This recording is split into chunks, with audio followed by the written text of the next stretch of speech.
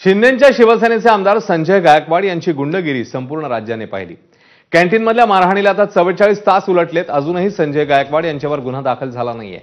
गायकवाड यांच्यावर गुन्हा कधी दाखल होणार हा सवाल संपूर्ण राज्यातनं विचारला जातोय।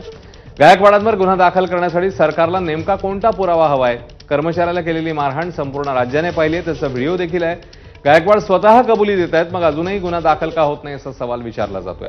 अजून कुणीही तक्रार केलेली नाही, ती केली तर आम्ही गुन्हा दाखल करू असं पोलिसांचं म्हणणं आहे, अशी सूत्रांची माहिती आहे।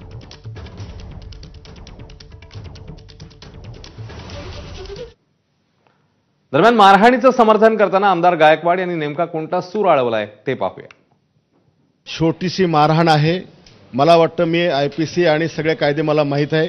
याच्यामध्ये हे फक्त एनसी मॅटर आहे।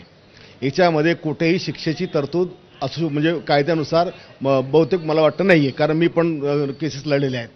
एवढं खरं आहे की संविधानाच्या याच्यामध्ये आपल्या विधान भवनाच्या आत येत असल्यामुळे मी अध्यक्षांनाही भेटलो, मुख्यमंत्री उपमुख्यमंत्री महोदयांना मी माझी बाजू सांगणार आहे, त्यांना माझी सांगणार आहे।